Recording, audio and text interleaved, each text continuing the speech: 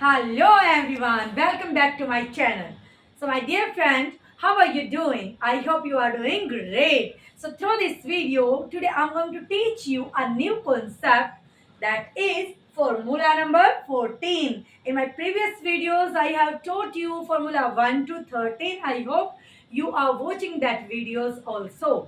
So today we will learn a new concept in which the word comes होगा होगी होंगे in the last of any sentence. That's mean आज के इस video के माध्यम से हम सीखने वाले हैं कि किसी भी सेंटेंस के लास्ट में, मैं हर वीडियो में आपको एक ही बात बताती हूँ जो कि और यूट्यूबर्स जो आपको समझाते हैं उनसे थोड़ा सा डिफरेंट है। तो आपको इसी लहजे में इंग्लिश को सीखना है, हमें देसी लहजे के साथ इंग्लिश सीखनी स्टार्ट करनी है। किसी भी सेंटेंस में अगर आपको सेंटेंस के लास्ट में आपको सिर्फ सीधा फोकस करना है, सेंटेंस जो भी आप बोल रहे हो उसको आप इंग्लिश में ट्रांसलेट करना चाह रहे हो तो आपको फोकस करना है लास्ट पे।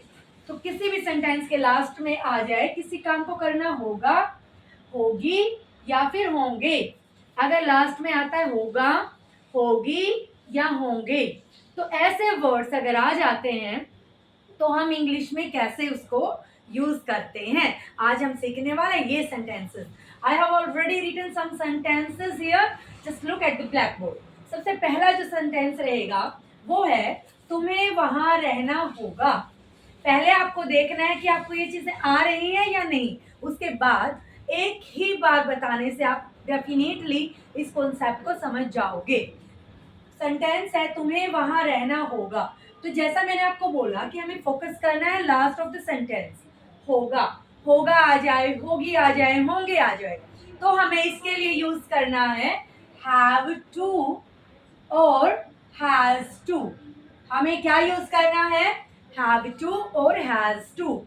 हैव टू कब यूज करेंगे, जब आप बात करते हो मोर देन वन पर्सन, एक से ज्यादा की बात हो रही है तो आपको लगाना है हैव टू। और अगर एक सिंगुलर पर्सन की बात हो रही है so we need to use has to. Is it clear? I hope it's clear to you. जैसे अभी हम सेंटेंसेस देखते हैं, तुम्हें वहां रहना होगा, होगा है। अब बात करेंगे सब्जेक्ट की। Who is subject here? तुम्हें। तुम्हें को हम क्या बोलते हैं? यू। तो आप छोटी छोटी बेसिक बेसिक जो वर्ड्स मैं बताती जा रही हूँ, प्लीज फोकस ऑन इट। आपको हर चीज समझ के चलना है। सबसे पहले सब्जेक्ट निकाल लिया हमने, तुम्हें को बोलेंगे यू। यू, यू के साथ हम यूज करते हैं हैव टू का, सेकंड नंबर पे रखेंगे हैव टू। अगर एक की बात होती तो हम बात करते has to, you have to. अब बात करेंगे वर्ब की, वर्ब आएगी वो भी first form of the verb. You have to, रहना होगा। रहने को इंग्लिश में क्या बोलते हैं? स्टे भी बोलते हैं, लिव भी बोलते हैं। लेकिन अगर आप कहीं रुक रहे हो कुछ टाइम के लिए तो हम वहां पे स्टे का इस्तेमाल करते हैं। You have to stay. Stay means ठहरना, रहना, रुकना देयर, और you can say you have to live there. दोनों ही आप यहाँ पे यूज कर सकते हो। You have to stay there. So formula हमारा कैसे बना? सब्जेक्ट, सब्जेक्ट के बाद we have to use have to और हैज टू। अभी मैंने बताया आपको we have to use, that's mean हमें यूज करना होगा। क्लियर हो गया होगा? इस वीडियो के अंदर मैं कई बार हैज टू हैव टू इस्तेमाल करूंगी, तो आपको चीजें समझ लेनी है। द सेकंड सेंटेंस इज हमें मीटिंग अटेंड करनी होगी। कई बार बोलते हैं ना कि ये चीज है, कल एक मीटिंग है और आपको मीटिंग अटेंड करनी होगी, तो कैसे बोलेंगे उसको? यू, सॉरी, हमें को हम इंग्लिश में बोलते हैं वी, हमें को बोलेंगे वी। वी, वी के साथ भी हम यूज करेंगे have to, we have to. अब बात करते हैं वर्ब की। वर्ब है यहाँ अटेंड करना, लाइक कहीं आप कोई मीटिंग है और आप वहां जा रहे हो तो हम बोलते हैं अटेंड करना किसी भी चीज को। वी हैव टू अटेंड, क्या अटेंड करनी है हमें? Meeting. We have to attend the meeting.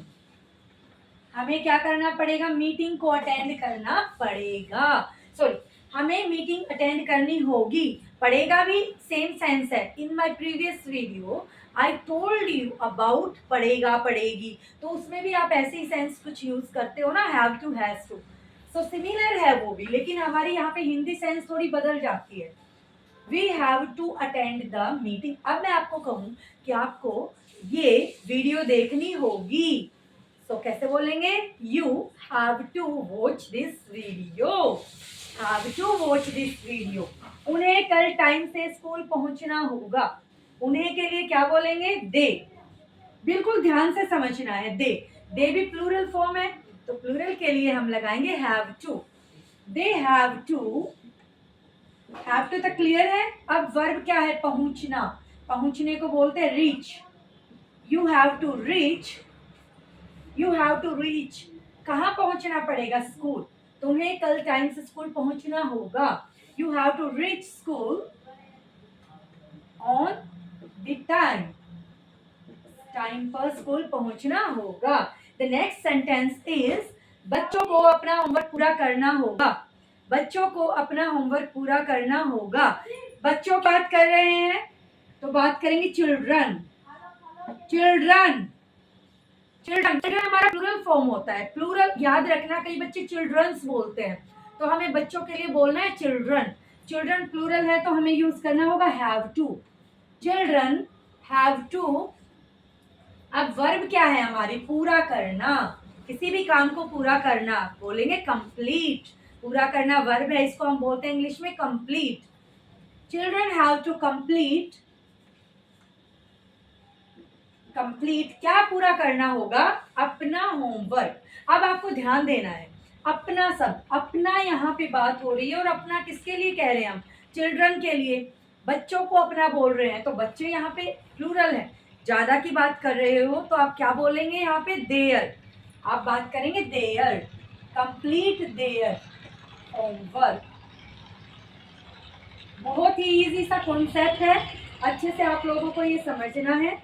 Children have to complete their homework. अब बात करते हैं क्वेश्चन ऑफ द डे। बात करेंगे क्वेश्चन ऑफ द डे। अब आपकी बारी। अब आपको बताना होगा कि ये क्या रहेगा क्वेश्चन ऑफ द डे, कैसे आप इसको सोल्व करेंगे। क्वेश्चन ऑफ द डे है, हमें कल ही बैंक में पैसे जमा करवाने होंगे। हमें कल ही बैंक में पैसे जमा करवाने होंगे।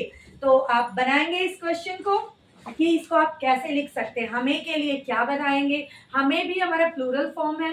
अगर मैं यहाँ पे सेंस बदल दूं कि मेरी मम्मी को मेरे लिए पिज्जा बनाना होगा, मम्मी की बात हुई है, दैट्स मीन सिंगुलर पर्सन, तो आप यहाँ पे सिंगुलर के साथ यूज करोगे हैज टू। हैव टू का इस्तेमाल नहीं करोगे। बस आज आपको सीखना है कि कैसे हम किसी भी सेंस में अगर होगा होगी आता है तो उसके लिए हैज टू और हैव टू का इस्तेमाल करेंगे। और अगर आप प्रैक्टिस करोगे तो डेफिनेटली आपके दिमाग में ये चीजें सेट हो जाएंगी। I hope you are enjoying the moment and you just got the point of mind.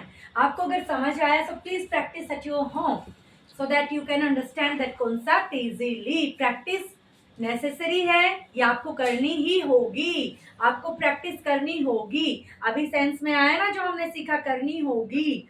तो आई होप आपको चीजें समझ आ गई हैं, तो आप एंड पे फोकस करके इजीली सेंटेंस आप बना सकते हो कि आप कैसे बोलोगे उसको। तो अगर वीडियो अच्छी लगी है तो please like the video and give the answer of this question. अगर क्वेश्चन का जवाब आपने दे दिया दैट्स मीन आपको वीडियो अच्छे से समझ आ गई। अगर आपको स्क्रीनशॉट लेना है so just go for it. Thank you for watching this video.